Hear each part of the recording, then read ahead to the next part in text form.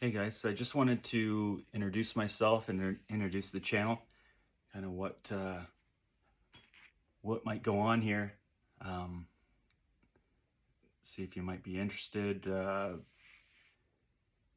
Consider subscribing. Throw a like out there too if you like the videos. The first video is doing pretty good, so that's pretty cool. It's a totally new thing for me, so try to put another one out here soon. But anyway, I'm Josh. I'm I'm a guitar hack. I considered starting the channel because of conversations with my brother. I don't know if you guys all have somebody to talk to about guitar, but if you don't, it's pretty cool, especially having a sibling who's in guitar.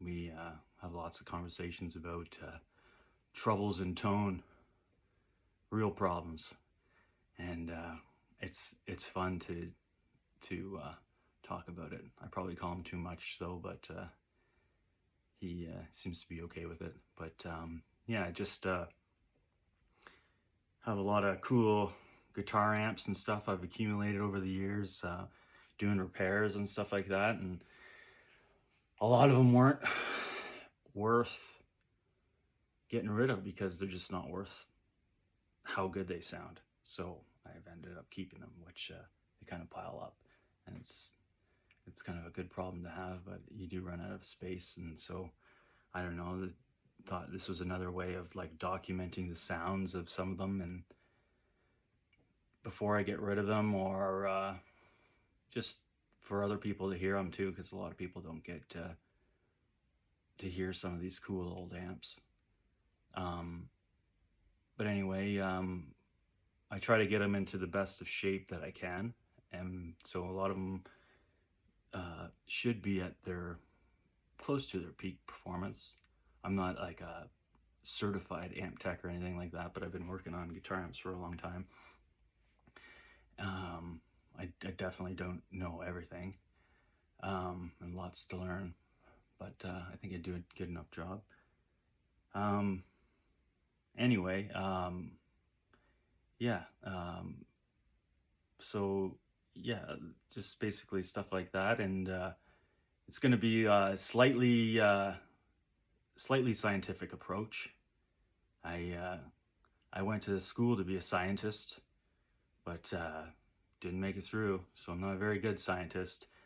But I still have some of that scientific experimentation in me, so I like to look at things from a scientific perspective and try to be as unbiased as possible. I know we all have a bias, but yeah, like I'm try to be just like, don't really care if something has to be justified. The price has to be justified. The tone has to be justified. I mean, there is like an aesthetic to a lot of the stuff, and that's really cool too. So that's hard to get around, but I do like functionality and sound more over than like juju or whatever you want to call it. But anyway, so basically we're going to be comparing amps, tones, different amps, variations on a theme on amps. We have a few different amps that are in the same theme you can try, and my brother's got some cool amps to try out too that we can bring onto the channel and try them out and get sound documentation for those too. And everything's going to be pretty much YouTube or iPhone camera. I think that's the best way of capturing a true sound of an amp. I know a lot of people are probably going to disagree with that, but like for just capturing the natural sound of an amp, and so the best quality, but I think it's pretty representative and sounds the best, as opposed to being overproduced and whatever. I mean, you can change a million different things about the amp just by tweaking it in a program, so it's going to be just natural ambient environment. And going to look at different variations of the same amp too, like very different versions, like different, like right now I got 3 Vox AC30s in here. It's too much. I got to get rid of a couple, but I was really curious as to see what the difference between a vintage Vox. I got a 64 treble model. I've got it has the original the silvers, and which are a big part of the sound for sure. And then I got a TBX from '98 that has the blues in it, and then actually got that one from a guy who got it off of a guy who was in a Beatles cover band around Toronto, so it's pretty cool. The other TBX has greenbacks in it, so there's some variation between those 3, quite a bit of variation just in the sound. Like, so we can compare the silvers and the blues from the 90s, see what the difference is between those, and then the greenbacks to the blues and to the silvers as well, because they all have a different sound. I also have some cool tweaks I did to the TBX too, like to make it have options to sound like the 64. Like it almost sounds like I almost have it now where it sounds almost identical. It already sounds pretty close, but it is a different circuit. It has a top boost in it, which is really cool. But it also has no bright caps on it. So I think that's something they did more when they put the top boost in to the integrated panel on these things. So I added switches on each of the channels, because the 64 has bright caps on all 3 channels.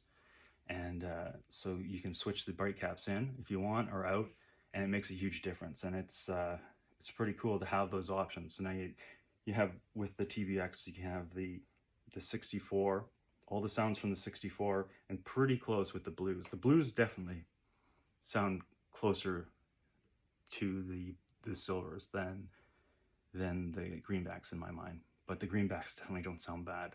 I think it actually might sound the best.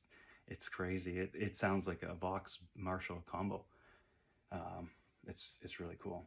But anyway, we'll show you that stuff, and then a bunch of other cool amps around. We'll do that same thing basically with so we'll do pedals into these amps too, to get different sounds, like whether the mods are even worth it, like, or could you get the same sound with a pedal, or something easier where you're not actually changing the circuit.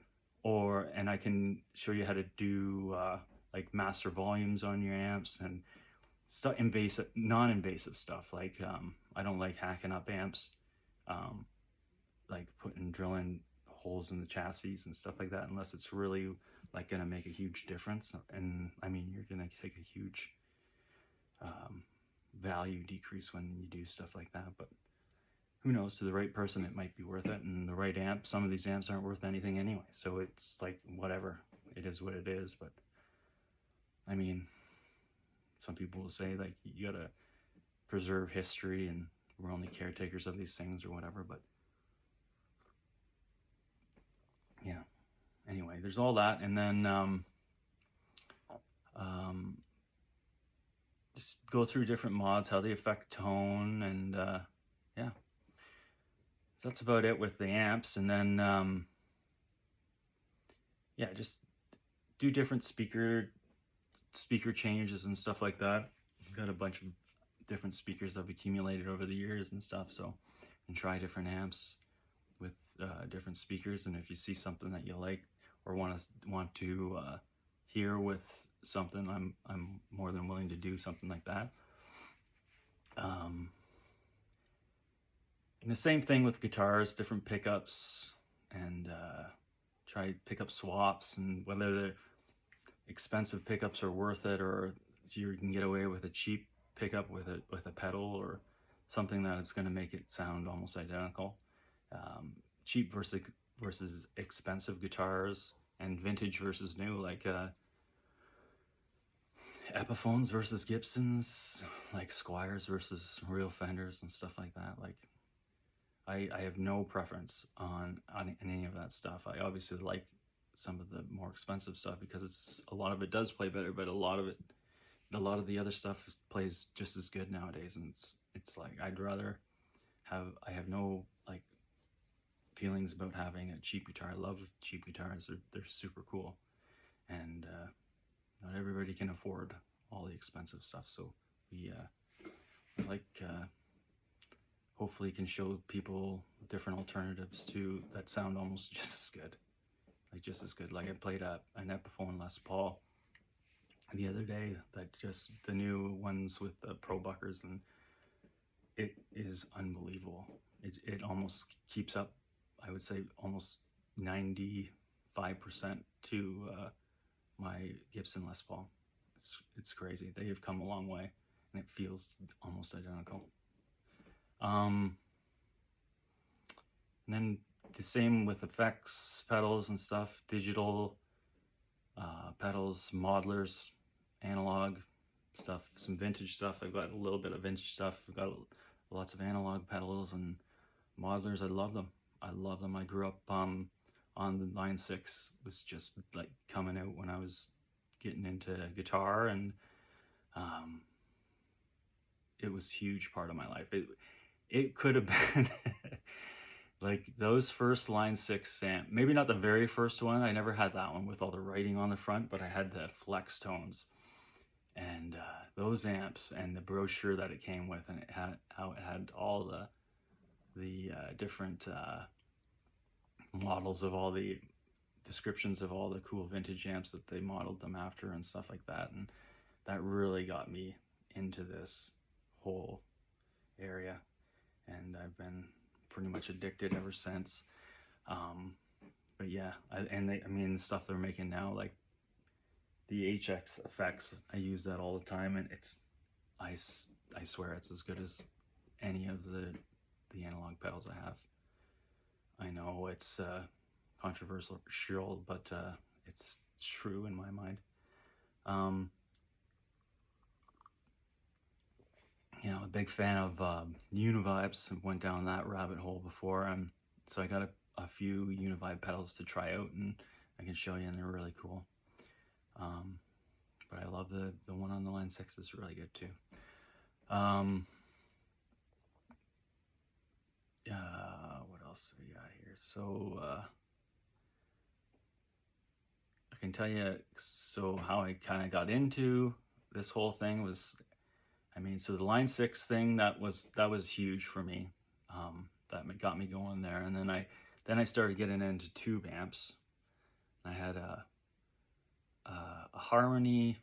I think it was the 410 or something like that. 212 combo. That was a really cool amp, but I didn't know anything about it at that time. Like I didn't know what I had.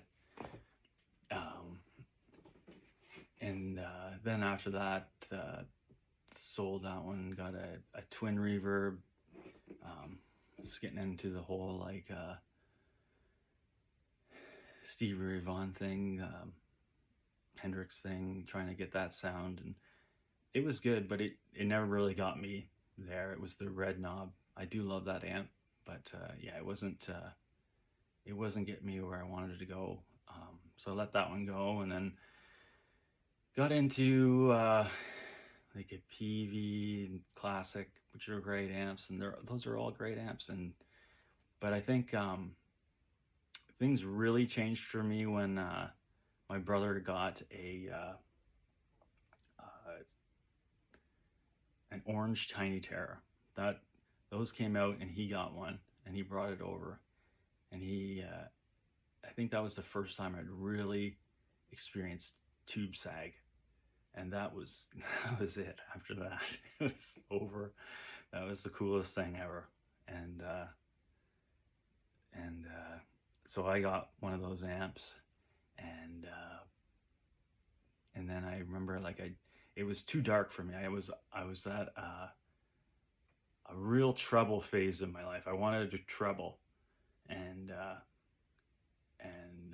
I really loved the Kings of Leon at the time, and they played this version of Tranny on at Bonnaroo or Coachella or something, and the sound of his Vox amp with that 325 that he has, and it was just so trebly and cutting, and it was just awesome. And the Orange had the same tubes as the EL84, so it had the same tubes as he used, I think, a Vox amp, AC15, and yeah, so I thought I could get close, and I would like hassle the guy at the guitar store, local guitar store.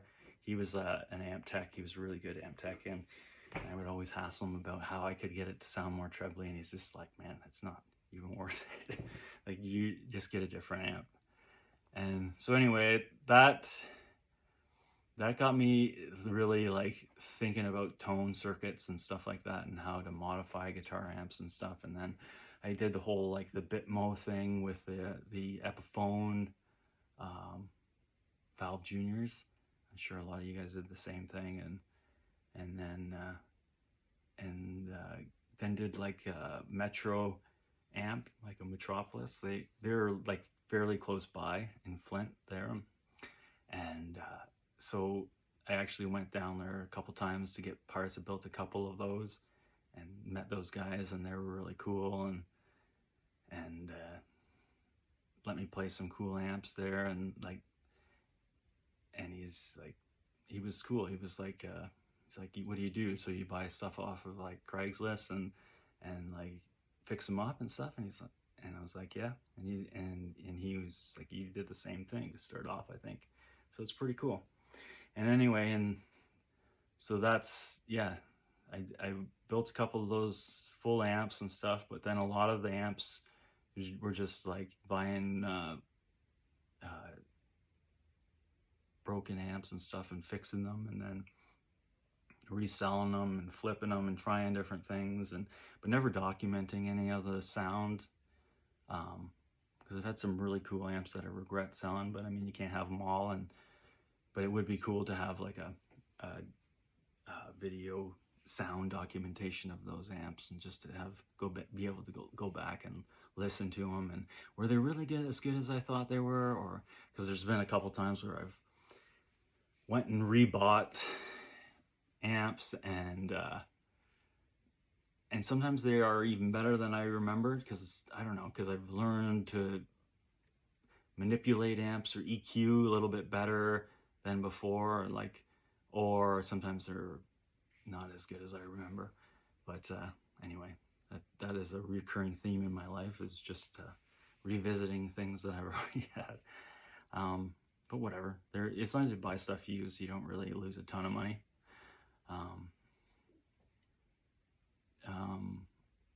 Anyway, yeah, so that is kind of where my tone quest has taken me, and yeah, I mean, that's kind of what I want to do with the channel. And if you have any questions or comments, feel free to ask them, and I hope we have fun here. All right, take care. See ya.